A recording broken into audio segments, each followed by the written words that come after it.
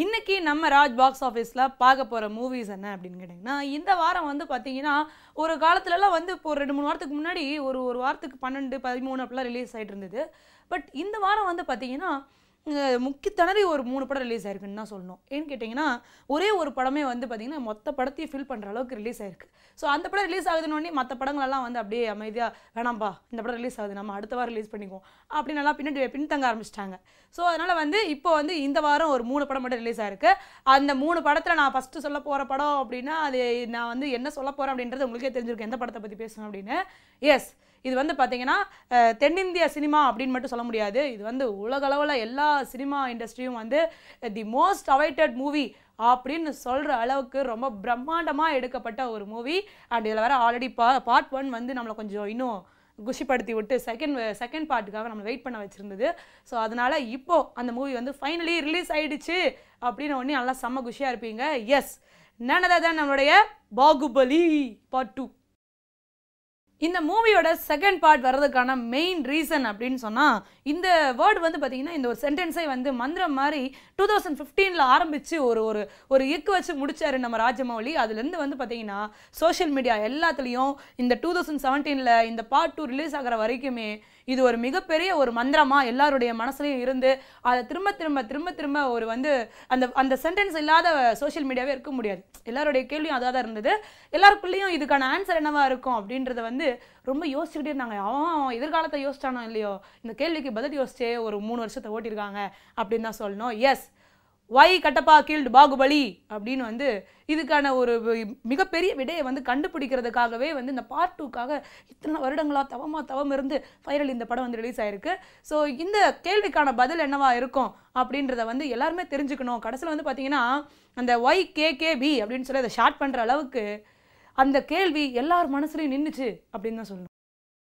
இந்த படத்தை பற்றி சொல்லணும் அப்படின்னா கண்டிப்பாக நான் கதையை சொல்லணும் மட்டும் நீங்கள் எதிர்பார்க்காதீங்க. இது நீங்கள் தேட்டரில் தான் கண்டிப்பாக போய் பார்த்தாகணும். ஆனால் இந்த படத்துடைய எப்படி இருந்தது, இந்த படம் ரிலீஸ் ஆனதுக்கப்புறம் எந்த மாதிரி ஒரு ரெஸ்பான்ஸ் இருந்தது அப்படின்னா வேணால் நான் சொல்லுவேன் கண்டிப்பாக.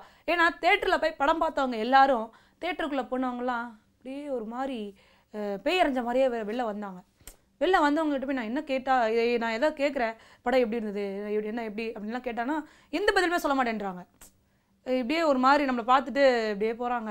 ஏன் அவங்களாம் இப்படி ஆயிட்டாங்க அப்படின்னு கேட்டிங்கன்னா, அந்த அளவுக்கு படம் வந்து அவங்கள வந்து மெய் மறந்து உட்கார வச்சிருக்கு.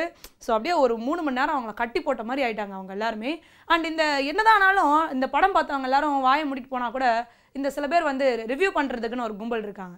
அவங்க வந்து ஃபஸ்ட்டு இந்த 10 நிமிஷம் எப்படி இருந்தது, அப்புறம் இன்ட்ரோல் வரைக்கும் எப்படி இருந்தது, அப்புறம் இன்ட்ரோல் முடிஞ்சதுக்கப்புறம் எப்படி இருந்தது, அப்புறம் கடைசியாக ஃபுல்லாக மூவி எப்படி இருந்தது அப்படின்னு ரிவ்யூ சொல்கிறேன்னு மொத்த படத்தையும் சொல்லிட்டு போயிடுவாங்க இல்லையா. அந்த கும்பலையும் வச்சு கேட்டு பார்த்தா அவங்களே ரிவ்யூ சொல்லலை, அவங்களும் இப்படி தான் போகிறாங்க, அப்படியே அமைதி அப்படியே போகிறாங்க.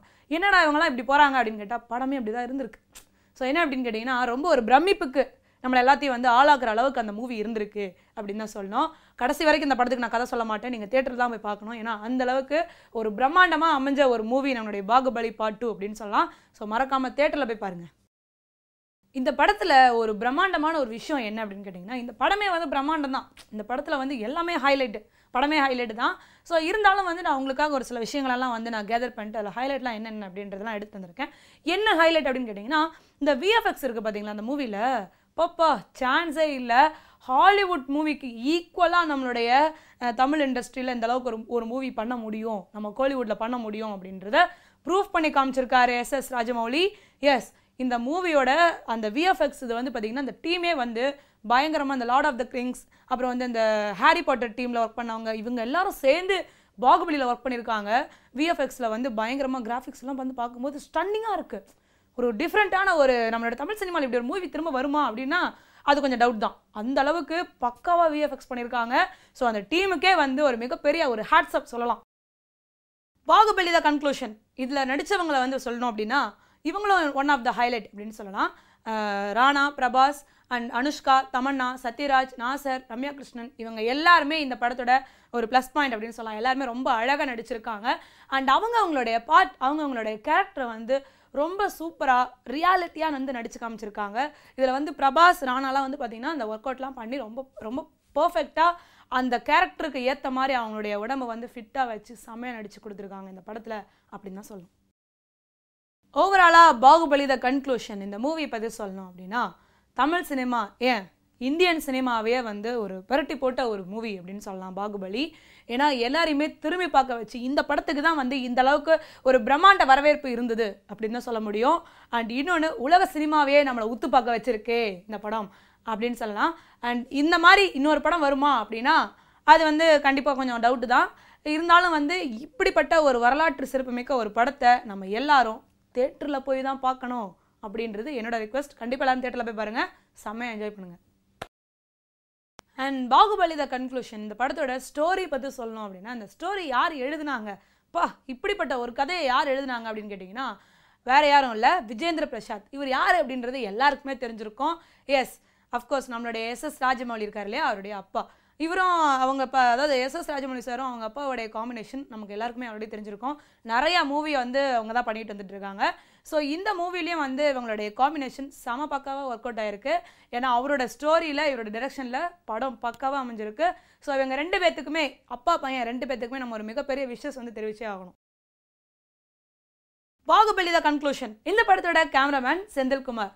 இவர் வந்து பார்த்தீங்கன்னா நம்மளோட தமிழ்நாட்டுக்கார் தான். ஸோ வந்து இவர் நம்ம ஊருக்கார் அப்படின்றதுனால கொஞ்சம் பெருமை நமக்கு இருக்குது. ஏன்னா வந்து இதில் ஒருத்தர் நம்ம ஊருக்கார் வந்து அசோசியேட் ஆகிருக்காரு அப்படின்றது நம்ம தமிழ்நாட்டில் இருக்க எல்லாருக்குமே பெருமை.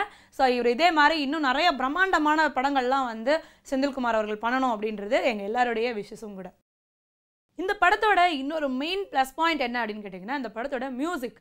ஸோ அதை யார் பண்ணாங்க அப்படின்னு கேட்டிங்கன்னா வேறு யாரும் இல்லை, நம்மளுடைய எம்எம் கீரவாணி சார் அவர் தான் பண்ணியிருக்காரு.